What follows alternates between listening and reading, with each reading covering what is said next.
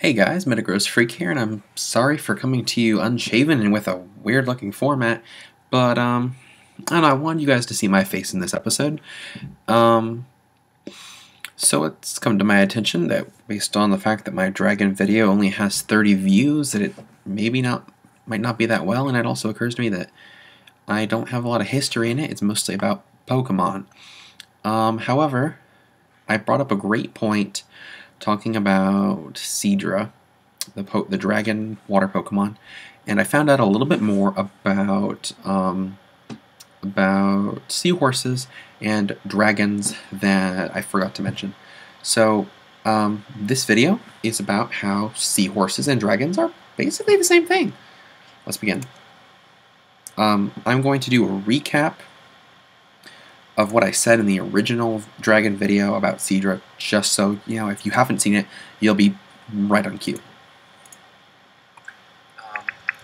Next up we have Kingdra. Now Kingdra actually is part dragon, and some people are saying, well, some people say, no, Horsey and Seadra, they weren't dragon, they weren't dragons, they were obviously seahorses. Well, a relative of the seahorse is the sea dragon, which is what Kingdra is based after.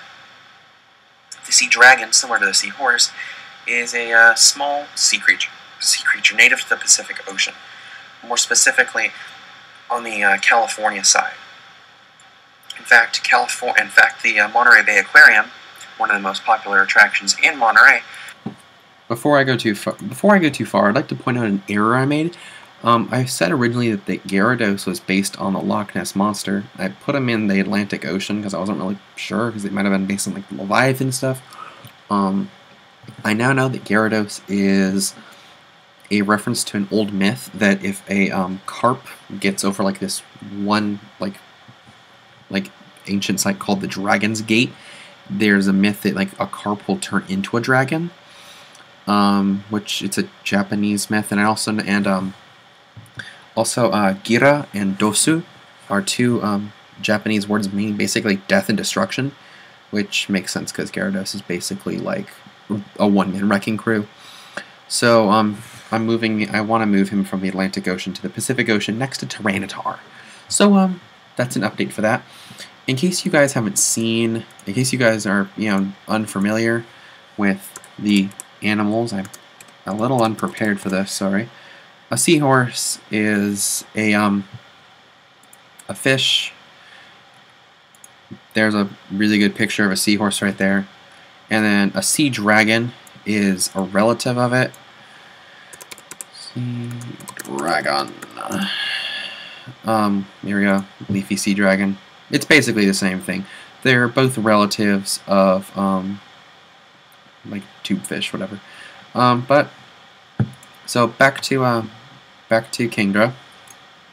So yeah, we have Kingdra, water dragon Pokemon, and according to its Pokedex entry, the yawn of a sleeping Kingdra is powerful enough to create undercurrents, which is referencing Whirlpool, capable of destroying small ships.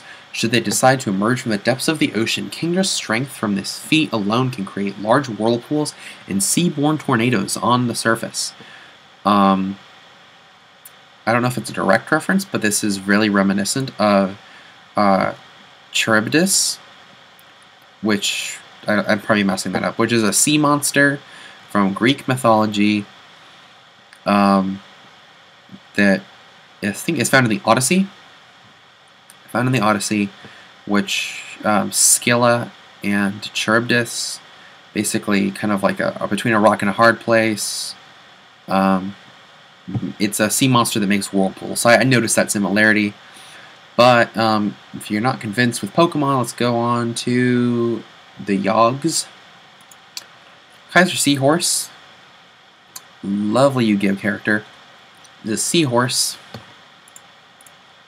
Well, it's a humanoid seahorse, but it's a seahorse, and it can be treated as two tributes for a tribute summon of a light monster, which the first thing you think of when you think of a two-tribute light monster, in my opinion, would be Blue Eyes White Dragon, or Galaxy Eyes Photon Dragon, which is basically Blue Eyes except better. So you have another seahorse being used to turn into a dragon. Also, I did not know this, but Kai in Japanese means sea, and ba means horse. So theoretically, if you have the symbol separately, Kai ba would mean seahorse. However, in Japanese, they have actually a completely different name. But Kai, the one who's associated with the dragon, blue eyes, white dragon, his individual syllables could mean could be taken to mean seahorse, which is kind of cool.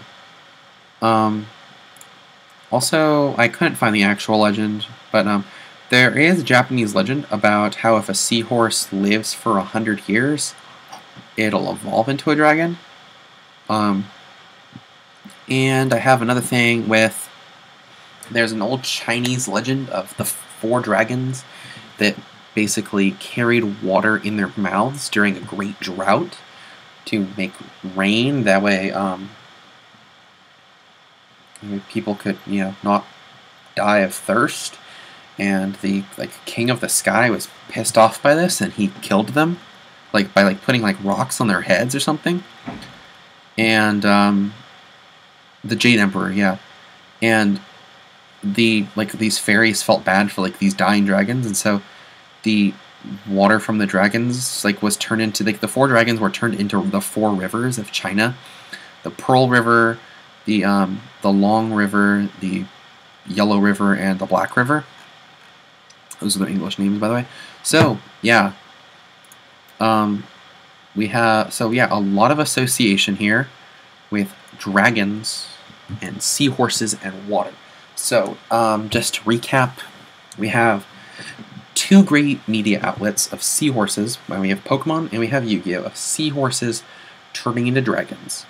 We have and seahorses are fish technically. So we have the Japanese legend of a fish turning into a dragon, which is what Gyarados is based on.